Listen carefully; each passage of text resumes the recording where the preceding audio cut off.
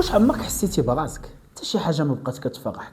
الالعاب، الفيديوهات كيعطيوك واحد المتعه لحظيه ومن بعد كترجع لنفس الاحساس اللي كنتي كتحس به، الاحساس ديال الفراغ، الاشمئزاز، فقد الامل وحتى شي حاجه ما كتفرح. الا كان الجواب ديالك هو فراه تقدر تكون كتعاني من واحد الحاجه اللي سميتها ادمان الدوبامين.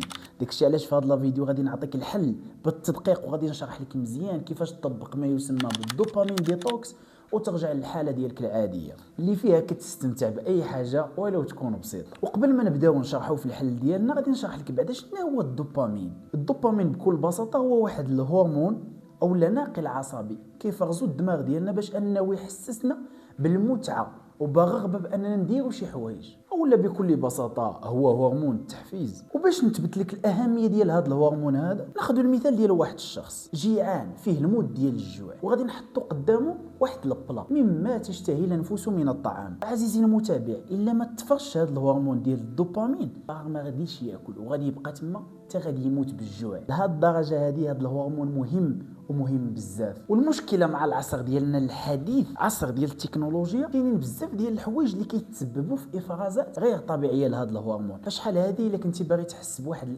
الاحساس ديال النشوه مثلا، خاصك تجري واحد المسافه معينه وتمشي لاصال واحد الوقت معين، ولا تضرب تماره واحد الوقت معين باش انك تطلع واحد البروجي وكتحس بواحد الاحساس اللي هو مزيان.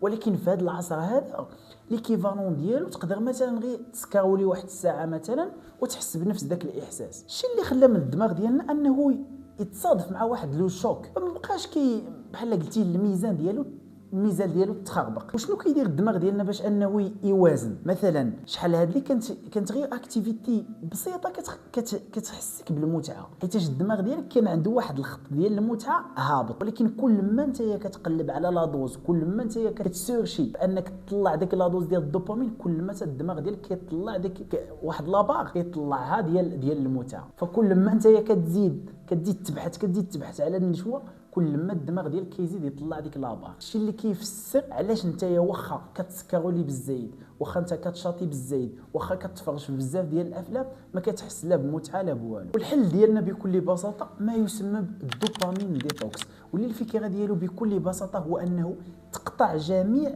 المصادر اللي كتفرز لك الدوبامين بواحد الطريقه اللي غير طبيعيه، سواء سكرولين، تليفون، الاباحيه، المأكولات السريعه، اي حاجه من هادشي خصك تقطع. وباش نبشرك بركه من السلبيه، فالدماغ ديالك فاش كتقطع عليه هاد المصادر كاملين مع الوقت كيتاقلم وكيرجع للحاله ديالو الطبيعيه. يعني في نهايه المطاف غادي ترجع للحاله ديالك الطبيعيه وغادي ترجع تستمتع بدوك الحوايج اللي كيجيوك مملين. ولكن بغينا نركز على واحد الحاجه، راه ما بقاتش في انك تحيد التليفون وتحيد مجموعه من الحوايج اللي كنتي كتجبد منهم الدوبامين بواحد الطريقه اللي هي غير طبيعيه وصافي سالات. لا، خصك ضروري دوك الحوايج دير بلاصتهم حوايج وحدين اخرين. مثلا بلاصه التليفون تحط تقرا كتاب، بلاصه مثلا انك كتفرج فيلم سير جري لك ولا سير دير شي اكتيفيتي. هاد الهضره اللي قلت لك دابا كيفرضها عندنا نظام العادات، راه ما يمكنش اننا نبقاو ما كنديروا والو. راه الشيء اللي كيفسر علاش بزاف ديال الناس ما كيقدروش كيقطعوا شويه وكيرجعوا، حيتاش مخلين الفراغ في الحياه ديالهم. الا مخلي الفراغ راه كتبقى انت انسان، راه غترجع.